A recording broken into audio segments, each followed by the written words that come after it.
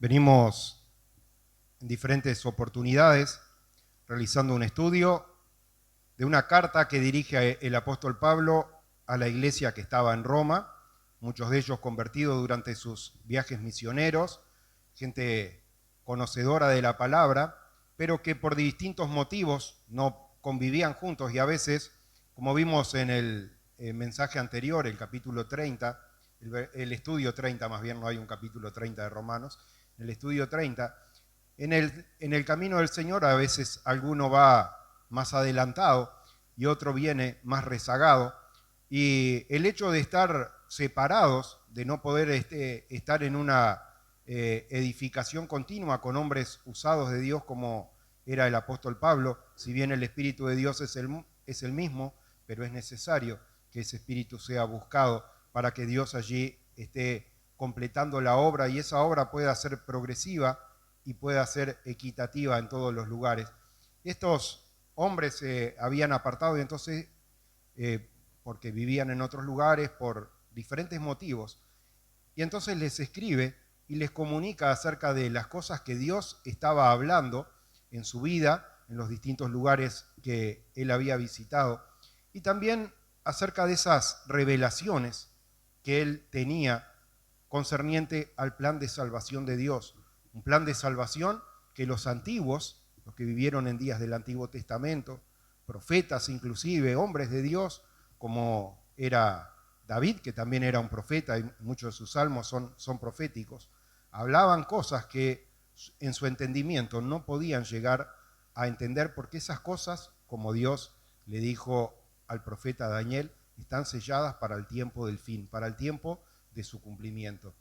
Y en esta mañana yo voy a tratar de mostrarles a ustedes ciertos pasajes claves para que nosotros podamos tener una segura salvación, para que nosotros podamos estar tranquilos, descansando en esa obra de Dios, en esa elección de Dios, en esa redención de Dios, confirmado, por supuesto, a través de la palabra, no de nuestra propia manera de pensar, no de una doctrina que emane de la iglesia, Cristo es la respuesta, sino directamente de la palabra de Dios, que la palabra de Dios, esa sabemos sí es la verdad. Y entonces vemos que se va llevando a cabo una obra de Dios, pero una obra de Dios que intercepta a sus elegidos en tiempos y lugares determinados de antemano por Dios, cosa que también lo hemos estudiado por arriba, tal vez en algún momento, pero hoy vamos a verlo en la palabra. Pero lo más importante de todo, porque a veces nosotros estudiamos pasajes aislados, ¿no? Podemos leer acerca de una historia de cómo Dios obró y en favor de su pueblo en diferentes situaciones, cuando tenían hambre y allí se pusieron a cocinar lo que encontraban y parece que había unas cosas envenenadas allí y el profeta de Dios hizo un milagro y aquella comida que estaba envenenada dejó de estar envenenada. Otro estaba edificando y se le cayó el hacha a un río y la hizo flotar. Hay muchas cosas aisladas que testifican de la intervención en el quehacer diario de nuestras vidas, porque contamos con un Dios que está a nuestro lado a cada paso. Pero a veces si nos enfocamos solamente en eventos aislados y puntuales, perdemos de vista el todo de un plan de salvación de Dios. Un plan de salvación que tiene etapas cruciales, como fue la muerte del Señor Jesucristo. Recuerda que en esa parte Él dice, ya lo estudiamos en varias oportunidades, Pastor Renzo después ayer en la reunión anterior también confirmó lo mismo, dice, bueno, Jesús dijo, consumado es, se cumplió una parte importantísima del plan de Dios. Pero sabe que muchas veces cuando nosotros hablamos acerca del fin, no estamos hablando del fin donde se acabó, porque conforme Dios es eterno y para Dios no hay presente, pasado y futuro, también para Dios, hermano, el fin no es el fin, sino que es un nuevo comienzo con cosas renovadas y transformadas. Y es lo que viene hablando el apóstol Pablo. Hoy vemos tantos movimientos gente que son de Greenpeace, de partidos ecologistas, de lo que sea, tratando de alguna manera, dice, bueno, tiren los residuos clasificados, no pongan el plástico junto, no tiren pilas porque contamina. Sí, sabemos que es verdad, que contamina y todo lo demás, pero la palabra de Dios acá en la carta a los Romanos, en el capítulo 8, de los versículos 19 en adelante, dice, la creación misma está gimiendo, deseando ser renovada y deseando la manifestación de los hijos de Dios. Los esfuerzos humanos, hermano, es como cuando se está tratando de llegar a la paz y todo, pero hermano, van a seguir habiendo guerras, van a seguir habiendo rumores de guerra, van a seguir habiendo pestilencias, porque todas esas cosas, hermano, son parte de esta etapa inicial, del capítulo 1, porque nosotros a veces pensamos si se acerca al final. El final del capítulo 1, hermano, son tantas las cosas que Dios tiene preparado para los que le aman, ¿no? Títulos en la palabra como dice, un futuro maravilloso. Ese futuro maravilloso no vendrá sin que antes venga el fin.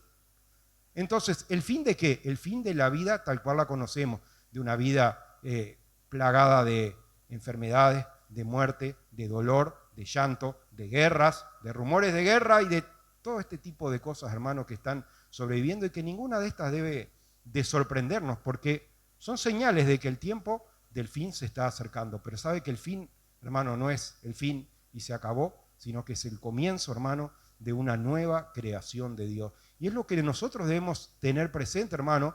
Dice el apóstol Pablo, hablándole a aquellos que no creían acerca de la resurrección, dice, si en esta vida solamente esperamos en Dios, somos los más dignos de conmiseración.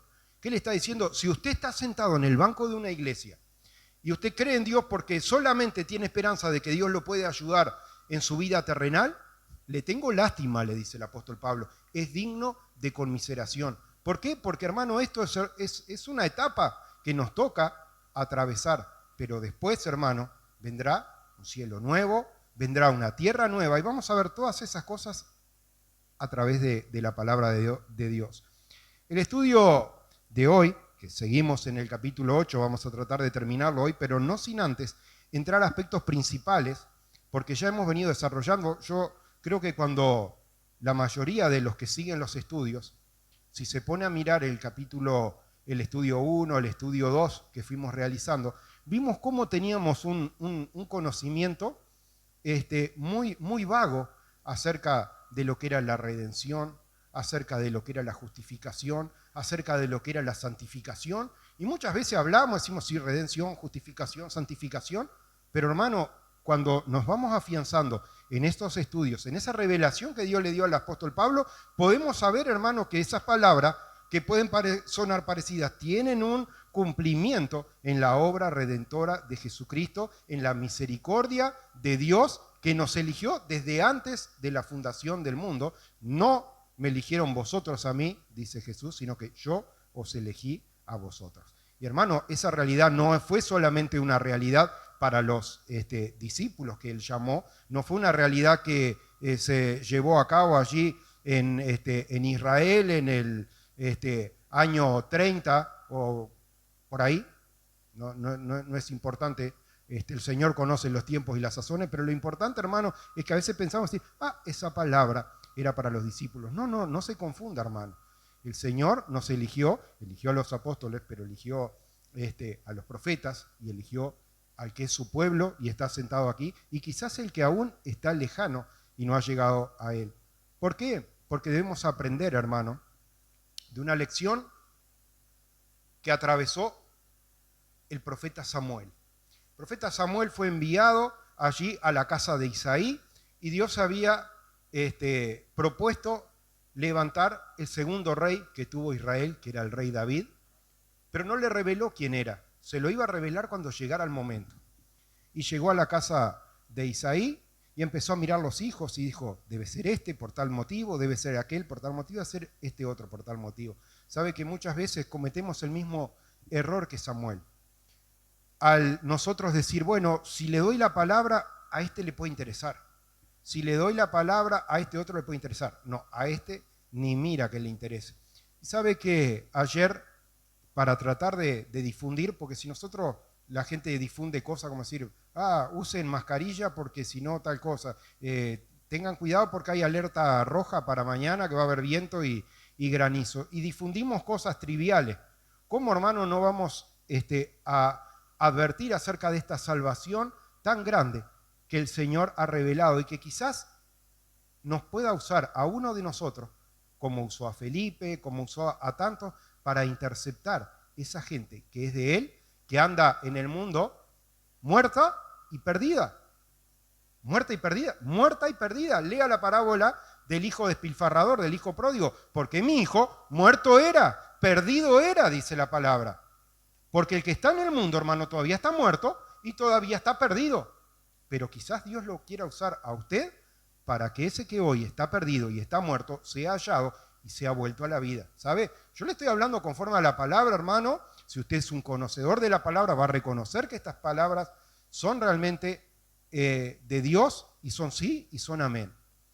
Y hermano, nosotros entonces debemos ser testigos y como dice el apóstol Pablo, dice, por lo cual no me avergüenzo del evangelio porque es poder de Dios para salvación a todo aquel que cree.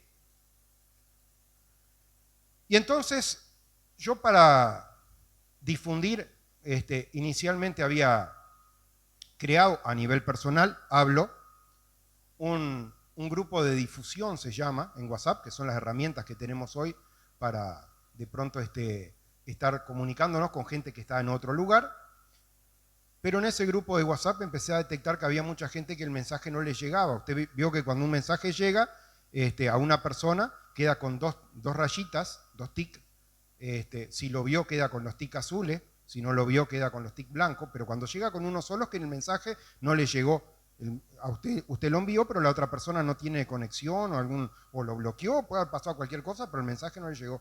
Y yo empecé a detectar que muchas de las personas que yo le mandaba mensaje, le llegaba con un tic solo, porque es un grupo de difusión. Pero entonces aprendí que en WhatsApp podía crear un grupo también, en el cual podría limitar de que las personas respondieran o escribieran. Pueden hacerlo a mi número particular o al número de cualquier otro hermano, pero no en el grupo, para evitar que la gente se ponga a debatir, a hablar de cosas. Yo le pasé la invitación a algunos y dice, yo no estoy de acuerdo con ese mensaje. Otro me dijo, yo soy judío. Le digo, qué bien, Jesús también era judío. Ese mensaje es para él, es también para las ovejas perdidas de Israel.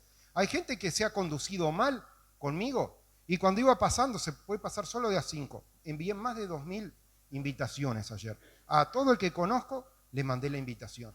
Porque hermano, si soy un obrero de Dios, yo no puedo estar seleccionado y decir este sí y este no. Porque el menos pensado es el que Dios puede llegar a tocar y a mover y quizás a usar de gran manera. Porque hermanos, somos siervos, instrumentos de barro en la mano del Señor y Él levanta al que quiere y tira por tierra al que quiere. Entonces empecé, hermano, a comunicar eso. ¿Y por qué le digo esto? Porque nosotros, hermano, no podemos estar tranquilos, no podemos mandarle a nuestro amigo, si tenemos 3 amigos que tenemos cierta confianza, y seguramente, aunque no comparta las cosas por un tema de ética, no nos va a responder nada feo.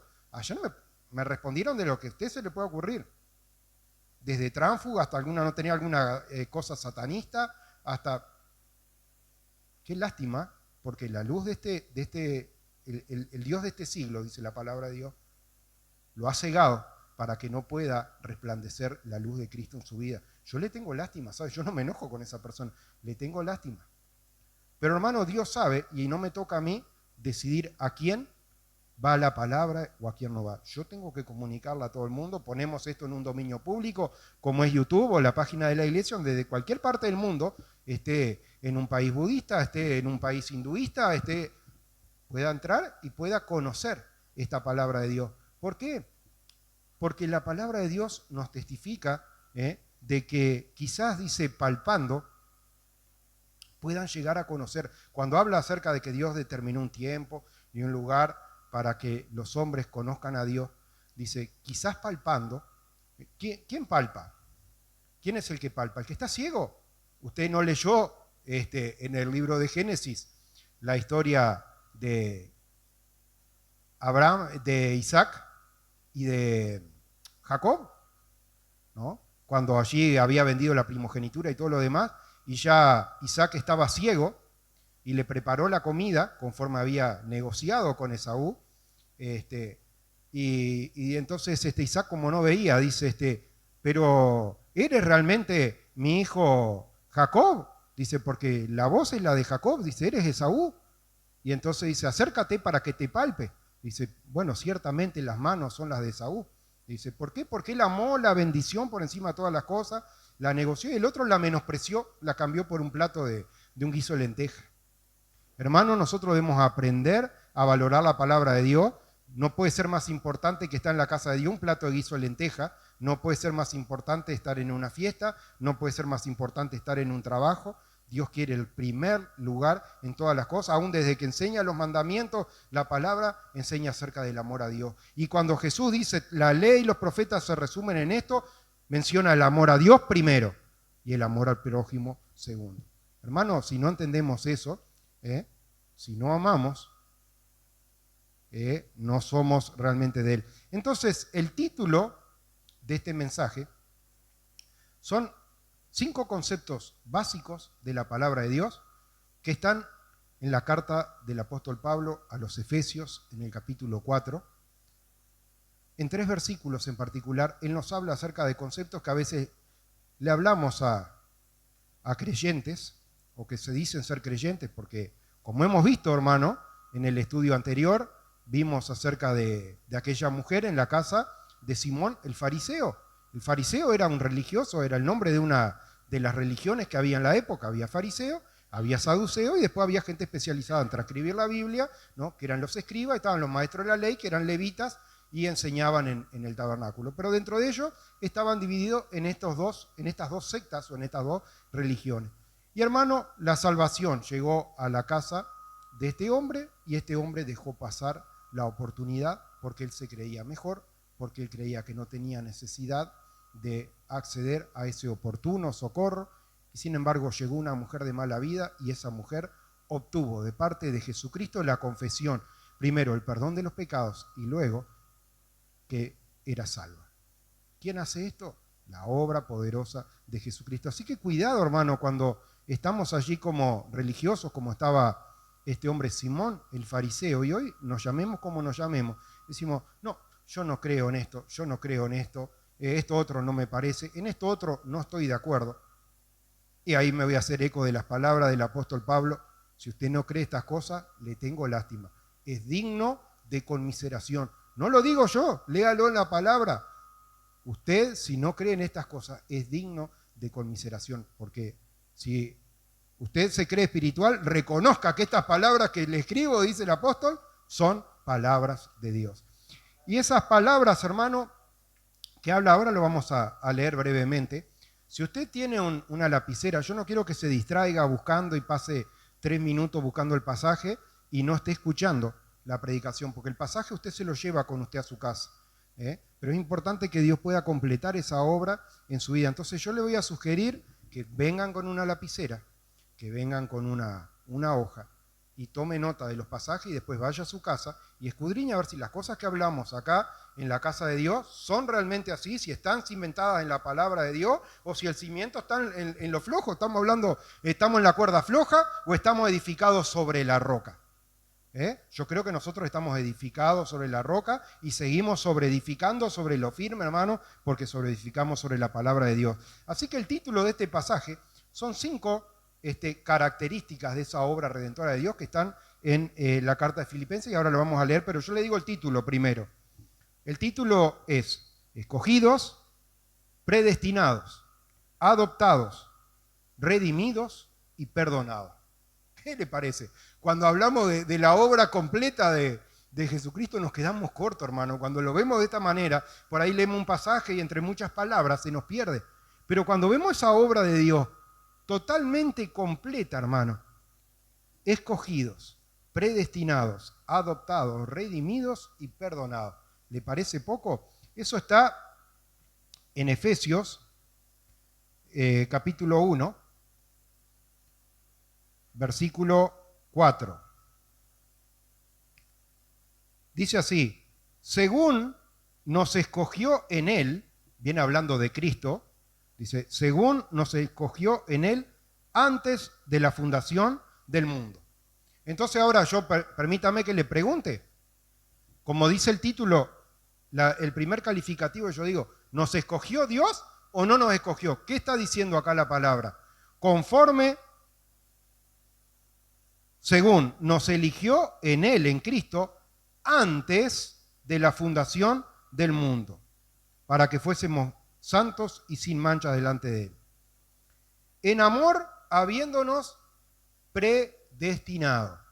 La predestinación, hermano, ¿es una doctrina bíblica? ¿Es una verdad bíblica? ¿Sí o no? ¿Qué dice acá la palabra? Habiéndonos predestinado. ¿Con qué propósito? Acá aclara, para ser adoptados hijo suyo. Así que también creo que está correcto decir que fuimos escogidos, predestinados, la tercera acepción, adoptados. Dice, para ser adoptados hijos suyos por medio de Jesucristo, según el puro afecto de su voluntad.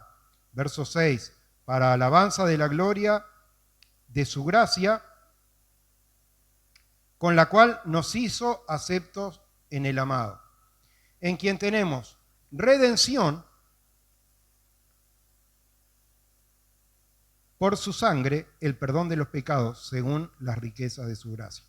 Redención, también, hermano, está en la palabra, por medio de su sangre. ¿Qué cosa? El perdón de los pecados. ¿Confirmó usted entonces en la palabra, Efesios capítulo 1, versículos 4 al 7, de que nosotros fuimos escogidos por Dios, fuimos predestinados por Dios, fuimos adoptados por Él, fuimos redimidos en la sangre de Jesucristo y fuimos perdonados? ¿Se da cuenta? Esta, hermano, es una obra poderosa de Dios. Ahora, esa predestinación, hermano, consiste en que el Señor determinó también, como ya lo hemos visto en varias oportunidades, pero hoy lo vamos a ver puntualmente, en las Escrituras, en Hechos de los Apóstoles, cómo el Señor determinó el tiempo y el lugar para que esa palabra de Dios nos alcance. Hechos 17, 26, puede anotarlo si quiere, yo se lo leo, ¿no? Dice, y les ha prefijado el orden de los tiempos y los límites de su habitación. El Señor, hermano, estableció el tiempo, el año en el que nosotros íbamos a nacer, la ciudad en la que íbamos a vivir. Todas esas coordenadas, hermano, de tiempo y lugar, el Señor las determinó desde antemano, las predestinó, como dice la palabra. Y el verso 27 aclara más, dice, para que busquen a Dios si en alguna manera, palpando, puedan hallarle, aunque ciertamente no está lejos de cada uno de nosotros. Hermano, como yo me anticipé, las personas que palpan, es la persona que está ciega, es la persona que no puede ver. Y acá dice, a ver si palpando allí puedan llegar a descubrir. Y hermano, el Señor usa instrumentos para este propósito. Vemos, hermano, Jesús crucificado, un malhechor a su izquierda, otro a su derecha. Uno se burlaba y el otro le dice, Señor, ten misericordia de mí. Reprendió al otro, dice, cállate, ni aún en la hora de la muerte tienes este temor de Dios. Dice, Señor, acuérdate de mí cuando vengas en tu reino. Hermano, sabe que los que estaban abajo, estaban los discípulos, estaba la madre, estaba Juan, ellos no entendían, estaban allá llorando. Por un lado porque lo amaban, porque sabían que Jesús estaba sufriendo, pero no entendían que era parte del plan de salvación de Dios. Cuando resucitaron, dice, el primer día de la semana fueron las mujeres temprano al sepulcro, y entonces son reprendidas, dice, ¿por qué buscan entre los muertos al que vive? Lo dicen los dos ángeles. Dice, no está aquí, ha resucitado. Ellos, hermano, estaban allí, habían sido discípulos y todo, y no habían alcanzado a entender. Y el malhechor que estaba allí, que había vivido una vida mala, pudo entender, hermano, de que el reino de Jesucristo no era un reino terrenal en ese momento para que hubiera una sublevación. Y dice, bueno, si te vienen a rescatar, llévame con vos. No, dice, reprendió al otro. enfrentado al momento de su muerte, dice, Señor, ten misericordia de mí. ¿Y qué le dice Jesucristo? De cierto te digo hoy, estarás conmigo en el paraíso. Y como siempre hemos dicho, hermanos, ¿qué obra buena hizo? Ninguna, porque no era un bienhechor, era un malhechor. Era un maleante, era quién sabe qué, tal vez asesino, ladrón, no sabemos. Alguna cosa bastante grave era, porque estaba en una cruz allí, colgado, de alguna cosa grave se lo acusaba. Pero Jesucristo, hermano, tiene misericordia de él. ¿Y sabe qué? Lo intercepta. El Señor lo había puesto en el lugar justo para recibir ese mensaje de salvación, que no fue una gran disertación, hermano, pero la palabra del Señor es solo eso. Y basta con la palabra, como dijo allí aquel centurión que tenía a su soldado devoto enfermo, dice, no precisas ni siquiera venir, dice, tan solo di la palabra. Porque, hermano, los cielos y la tierra, Jesús Dios allí no agarró un bulldozer, no agarró una pala, ¿no? Dice, y los cielos y la tierra fueron creados por la palabra de Dios, dijo Dios, y fue. La palabra de Dios, hermano, tiene un poder, pero tiene un poder que no tenemos ni siquiera una pálida idea del poder de Dios, hermano. Y ese poder de Dios interceptó a este hombre a aquel lugar. Para otros, para aquel eunuco, funcionario de la reina Candace, había ido a Jerusalén, ofreció sacrificio y todo, volvía loco en la vida, pero en su entendimiento todavía no había entendido estas cosas. Y allí se le acerca a Felipe, ¿entiendes lo que lee? Y se convierte esta persona. En el estudio pasado vimos 12 discípulos de Juan el Bautista, seguían bautizando y esperando la primera venida de Jesucristo. Y ya había venido. Y cuando viene el apóstol Pablo, les revela esta verdad que le fue revelada también a él. Jesucristo lo interceptó en el camino a Damasco, le resplandeció la luz de Cristo. Y si los otros, dice, vieron la luz, pero no, escucharon, pero no entendieron nada. Así pasa, hermano, cuando nosotros pasamos la palabra de Dios, hay gente que la luz de Cristo le resplandece y hay gente que no entiende nada, que no recibe. Pero el que es de Dios, hermano, aunque esté ciego, aunque esté muerto, el Señor va a usar un instrumento para llamarlo. Y por último, para reafirmar también lo que vengo diciendo y no diga paz, agarró de una palabra, de un versículo. En 2 Corintios 4:4 dice, en los cuales, y viene hablando de los que se pierden, el Dios de este siglo cegó su entendimiento de los incrédulos para que no le resplandezca la luz del evangelio de la gloria de Dios. Fíjese, no le resplandezca la luz del evangelio de la gloria de Dios, el cual es imagen de Dios. ¿Usted qué piensa, hermano? Cuando habla acerca del resplandor de la luz del evangelio de la gloria de Dios, de Jesucristo, que es Dios. Sabía testimonio de su propia vida, de lo que él había pasado. En cuanto a la carne, era un erudito, era un conocedor, sabía la palabra de memoria, había estudiado con el teólogo de su época más renombrado, que era Gamaliel. Y aún así, estaba sumamente errado. ¿Por qué? Porque no había una obra real, no había una obra genuina de Jesucristo resucitado, manifestado a su vida. Y del Espíritu Consolador obrando y revelando. Pero cuando el Espíritu vino, ya no fue más un niño. Él usa esa imagen para decirle a la iglesia. Cuando era niño, hablaba como niño, pensaba como niño, solamente podía tomar leche y no alimento sólido, pero cuando fui grande, ya no más. ¿Cuándo se hizo grande el apóstol Pablo? Se hizo grande, no grande como Señor, él seguía siendo un siervo humillado delante de Dios. Pero ¿cuándo se hace grande? ¿Cuándo puede asimilar estas cosas? Cuando puede recibir y esa luz del evangelio resplandece en su vida. Hermano, el que está ciego, sea palpando, sea escuchando el mensaje, tal vez allí un poco renuente a creer estas cosas, mire en la palabra, crea en el poder de la palabra y sepa que Dios lo eligió, lo predestinó, lo redimió, lo adoptó y lo eligió. ¿Le parece poca la obra completa de Dios para nuestras vidas?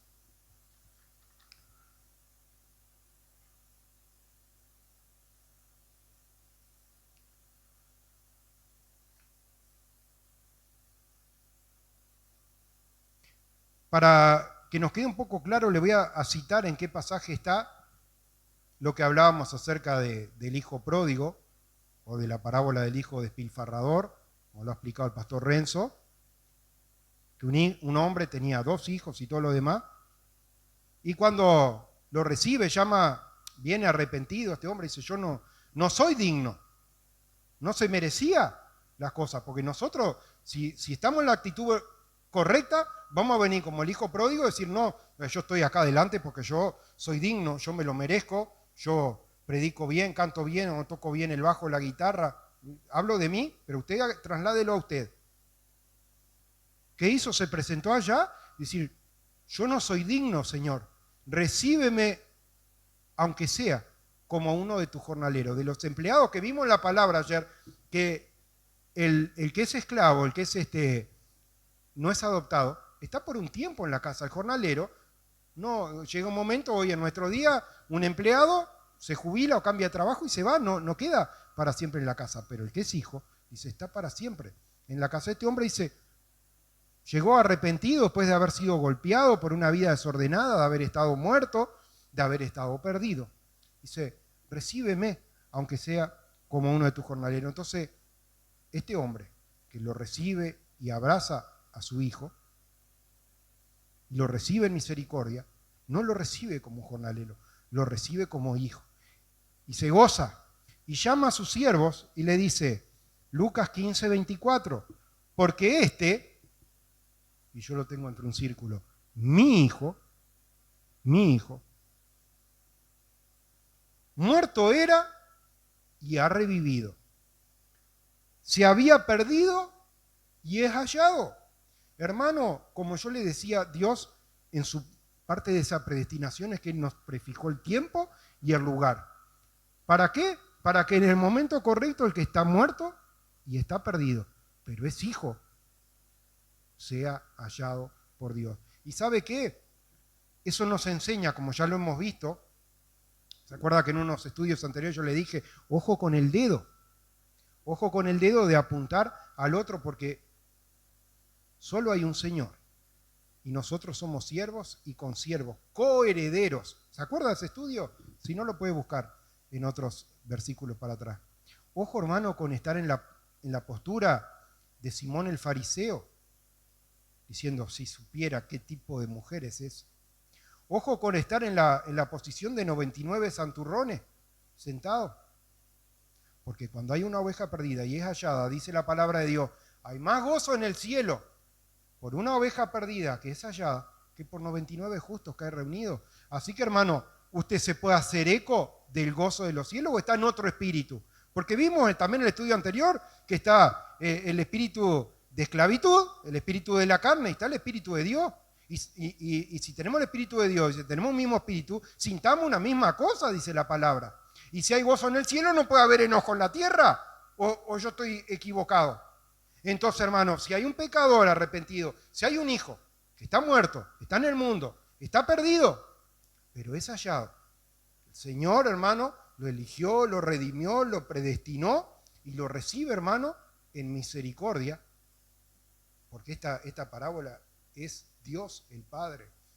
Dice, mi hijo era muerto, era perdido, pero ya no está muerto y ahora es hallado. Hermano, cuando aprendemos estas cosas, nos gozamos con el descarriado que vuelve al camino, cuando el Señor use un instrumento. No sabemos quién va a ser. Como vimos, el apóstol Pablo fue usado para los 12 discípulos de Juan, Jesús para el malhechor, Felipe para este otro hombre, el apóstol Pedro para Cornelio, y hermano, así Dios a cada uno, a Pablo y Silas allí para aquel carcelero y su familia, tantos hermanos interceptados por ese plan elaborado desde antes de la fundación del mundo, por esa elección de Dios, hermano, que llegaron allí y dijeron, oh, esto es una perla de gran precio.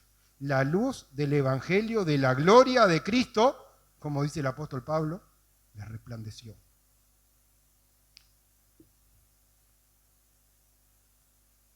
Y para que usted no piense y dice, bueno, esta era una doctrina del apóstol Pablo. Si usted mira a Juan, Juan tiene una particularidad en su manera de hablar. Lo puede ver en las cartas de Juan, lo puede ver en el libro de Apocalipsis. ¿Y sabe cuál es la particularidad que tiene? Que lo usa creo que más que nadie en la palabra. Sabemos. Hay cosas, hermano, que nosotros ignoramos, cosas que pensamos o lo que sea, pero qué bueno es cuando nosotros podemos decir con total propiedad, sabemos. Yo me puedo parar acá y decir, hermano, sabemos que Dios nos predestinó, que nos eligió, que nos adoptó, que nos redimió. ¿Sabemos o no sabemos? Y el apóstol Juan, en 1 de Juan 3:14, dice, nosotros sabemos que hemos pasado de muerte a vida en que amamos al hermano. Que era lo que yo le estaba diciendo recién, nos gozamos cuando alguien se convierte, cuando aquella mujer quebrantada allí no cesaba de llorar con sus lágrimas regando los pies de Jesucristo, hermano, en la verdadera, humillación que nosotros debemos presentarnos, hermano, de llegar acá y decir, Señor, no soy digno de ti. Y permítame que también le haga la reflexión esta, dice, había 2 hombres fueron al templo a orar, dice la palabra, ¿no? Y uno estaba allí postrado y se golpeaba en el pecho y decir, Señor, no soy digno de ti. Y el otro estaba parado allí, muy orgulloso, y Señor, te doy gracias porque, bueno, soy bueno, estoy ayudando en todo lo que puedo, no falto a las reuniones, llego en hora. Dice, ¿cuál de los dos piensan ustedes que volvió a su casa justificado? El que justifica al Señor, hermano, nosotros no nos vamos a justificar porque cuando hayamos hecho las cosas que hagamos, solo hicimos lo que nos correspondía. Siervo inútil soy.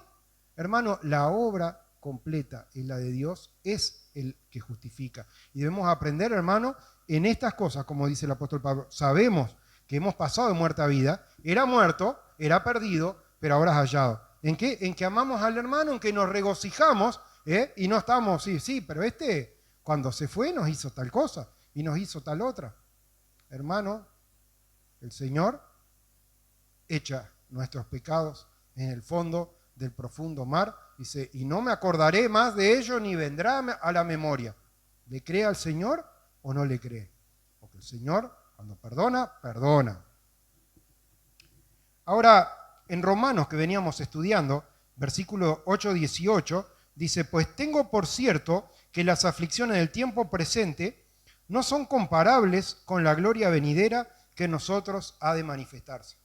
Pero mire, hermano, ¿quién habla? Las aflicciones del tiempo presente, porque muchas veces habla con un hermano y le pregunta, ¿y cómo está? No sabés, mirá, tuve tal problema, tal otro, que vino la luz, me vino el doble de luz, el trabajo me demoraron en pagar, cuando venía para acá se me atravesó uno y casi lo choco. El diálogo de todos los días, de las personas, dice, ¿cuántos problemas y cuántas cosas tengo? Hermano, le faltan 40 azotes menos uno en la espalda, como le tocó al apóstol Pablo, dice, fui no sé cuántas veces azotado, dice, estuve en peligro de muerte de los de mi nación, en naufragio, en cuántas cosas, y aún habiendo atravesado todas esas cosas, que nos venga un poco más de luz, no es nada, que tengamos un problema laboral no es nada, que se nos atraviese uno en el camino, no es nada, cuando comparamos todas las cosas que le tocó al apóstol Pablo, ¿y sabe qué? Las veía chiquitas esas cosas, porque dice, tengo por cierto que las aflicciones del tiempo presente no son comparables con la gloria venidera que en nosotros ha de manifestarse. ¿Cuándo? Cuando venga el fin, hermano, va a haber un nuevo comienzo. Lo vamos a ver hoy en unos pocos versos en la palabra, pero yo le quiero dejar abierto su entendimiento para que usted pueda ir sediento a la fuente de la vida y pueda ver en la palabra esas promesas gloriosas que Dios tiene preparado para los que le aman.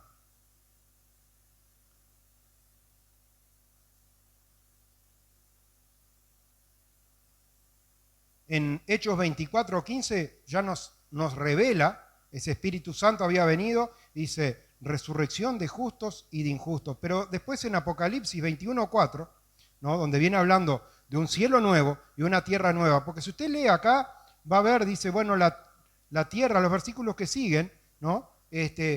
la tierra espera la manifestación de los hijos de Dios, no sé qué, y nosotros mismos gemimos deseando ser revestidos, etcétera, etcétera. Está hablando de una realidad, hermano, que nos ocurre a todos, de que estamos allí en esa incertidumbre de cuándo vendrá el Señor. Pero cuando el día del Señor llegue, entonces ahí va a haber unos cambios extraordinarios. ¿Y sabe qué? ¿Por qué yo me atrevo a decirle lo que yo le digo? Porque recuerda que Jesús allí en la cruz, cuando cumplió con todo lo que le había sido predeterminado por Dios realizar, dice, consumado es. ¿Y sabe qué? Que recién cuando ese cielo nuevo y esa tierra nueva estén allí en su pleno funcionamiento, descienda del cielo la Jerusalén celestial, donde Jesucristo está trabajando y está creando morada para nosotros.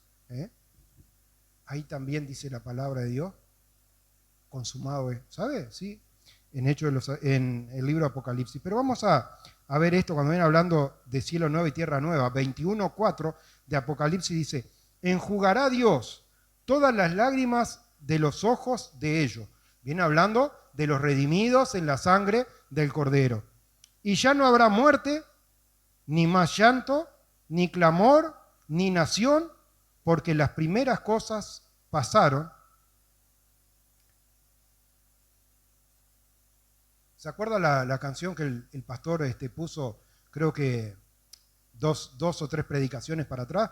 Cuán gloriosa será la mañana. Dice, no habrá necesidad de la luz, del resplandor, porque Jesús mismo será nuestra lumbrera. No habrá necesidad, no habrá muerte, ni dolor, ni llanto, ni aflicción, ni guerra. ¿Dónde está eso? En el libro de Apocalipsis, capítulo 21. Y en el versículo 5, leímos el 4 recién, dice, y el que estaba sentado en el trono dijo, he aquí yo hago nuevas todas las cosas. Y me dijo, le dijo a Juan, escribe porque estas palabras son fieles y verdaderas. Y me dijo, versículo 6, presta atención, y me dijo, hecho está. ¿Entiende? Usted recuerda que en la cruz Jesús dijo consumado es. Si usted busque en un diccionario sinónimos de la palabra consumado. Y uno de los sinónimos que tiene es hecho está.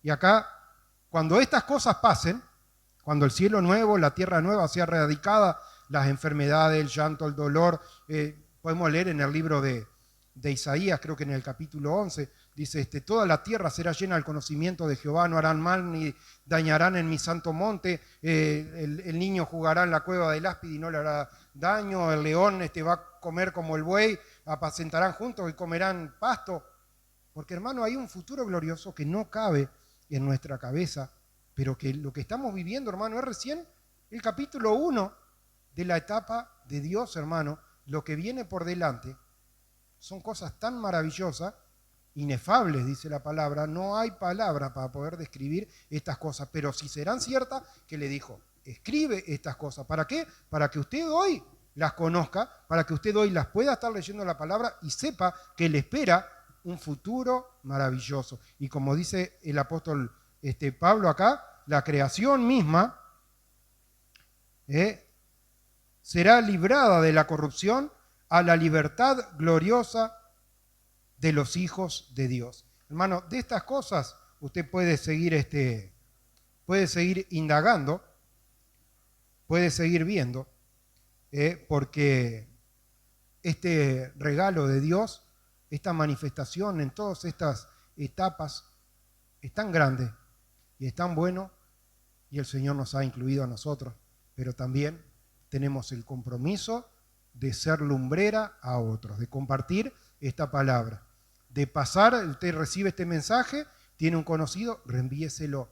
¿Sabe que hay una página de la iglesia? Reenvíela. No estamos hablando, hermanos, nosotros no buscamos popularidad, no buscamos de agradar a los hombres, buscamos de predicar la verdad de Dios para que la gente ya no esté en temor, ya no esté en angustia, ya no esté en preparativos, sino que pueda saber, hermano, que si el Señor viniera ahora, en su sangre hemos sido limpiados. y nos ha elegido desde antes de la fundación del mundo y nos ha adoptado como hijos suyos. ¿Le parece poco, hermano? Así que nadie puede estar en este lugar en un espíritu de tristeza, de derrota, sino un espíritu de regocijo y de agradecimiento, porque esas cosas emanan de Dios, hermano, y el Señor no es hombre para que mienta. Que el Señor los bendiga.